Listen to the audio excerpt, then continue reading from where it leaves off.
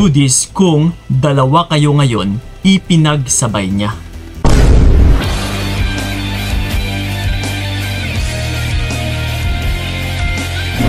Yan. Wow. Napakaswerte naman.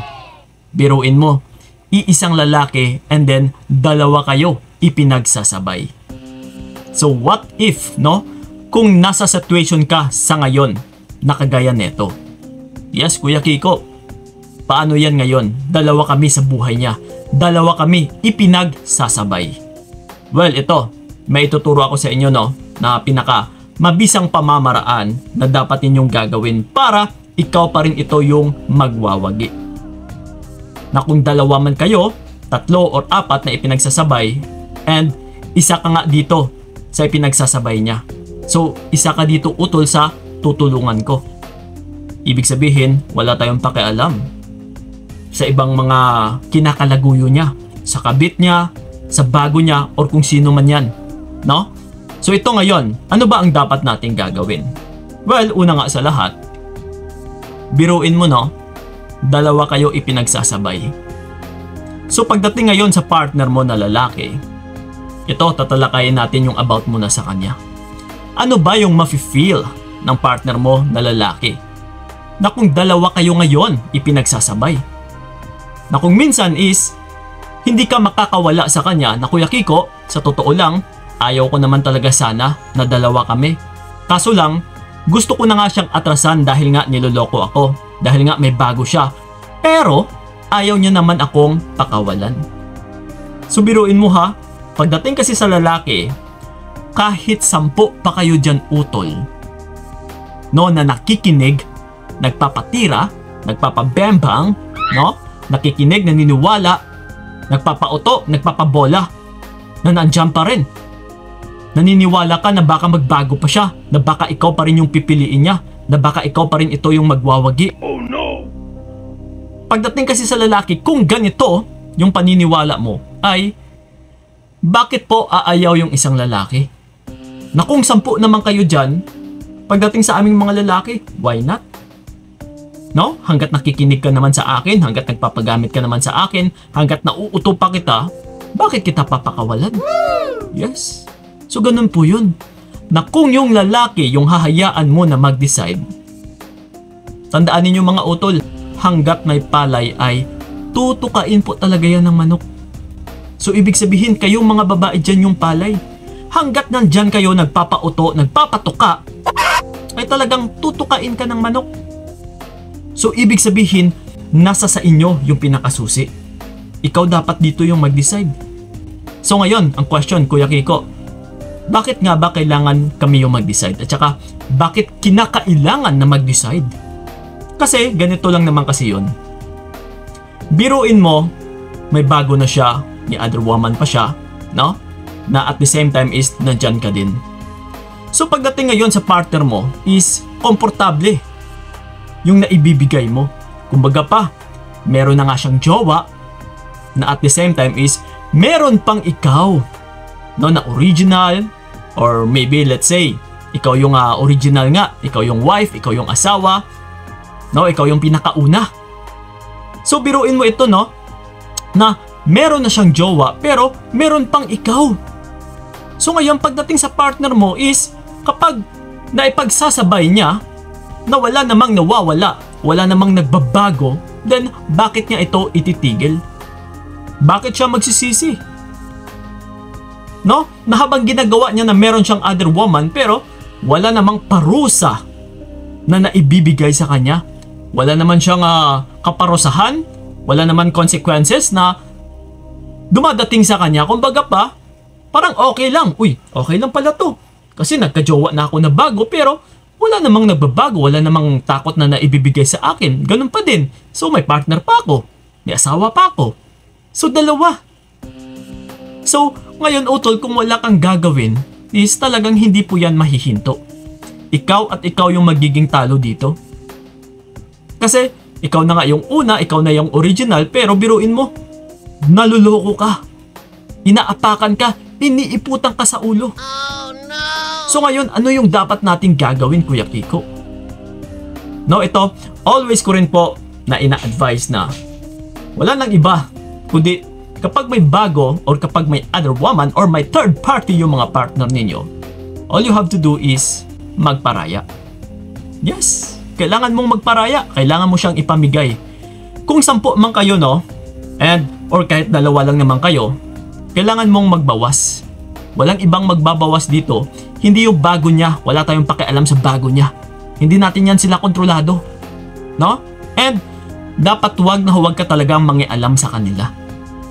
Ang gagawin mo lang sa ngayon is, kailangan mo siyang iparaya, ipamigay, dahil nagpapahiwatig rin ito, utol, na hindi ka habol-habol yung lalaking ito.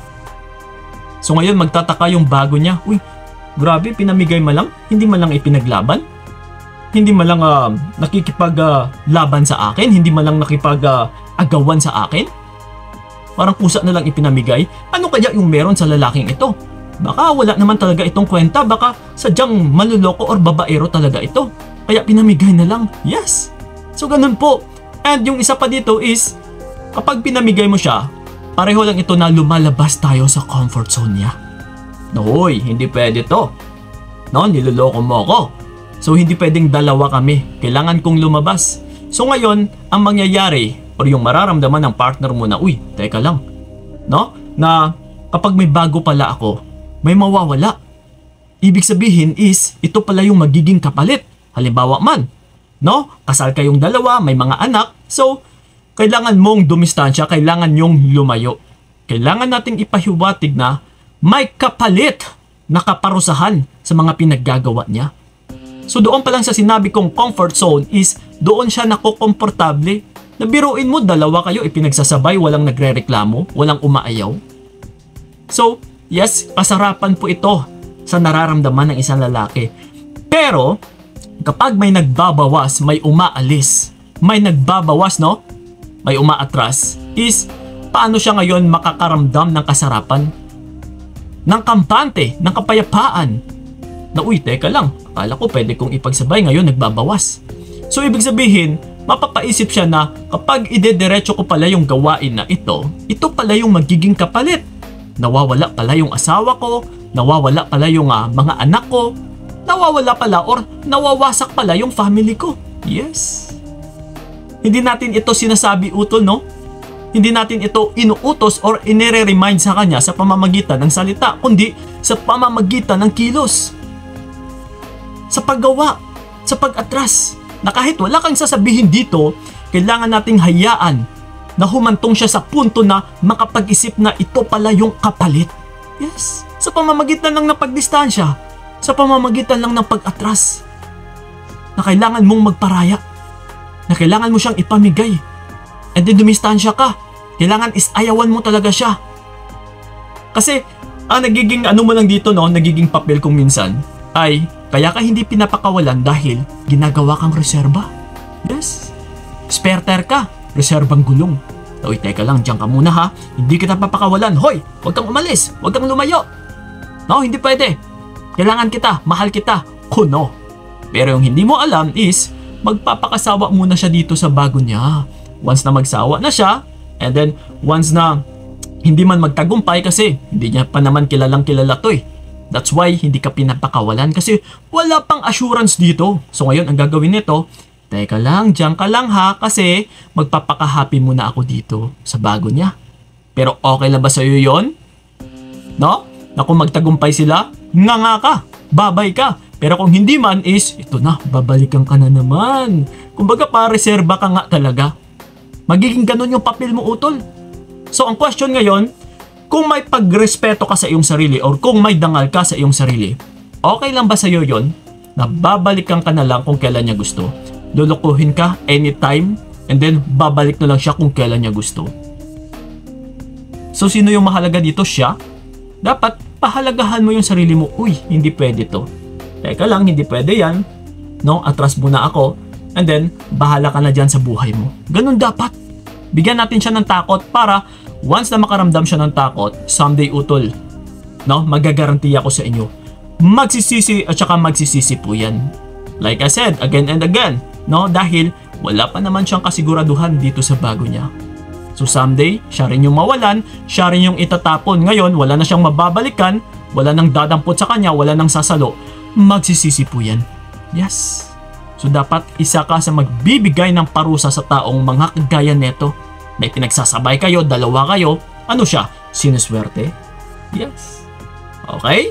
That's why marami talagang lumalaki yung ulo sa ngayon dahil din sa mga kababaihan na nagpapakabulag kahit dalawa, tatlo, nagiging okay lang sa kanila.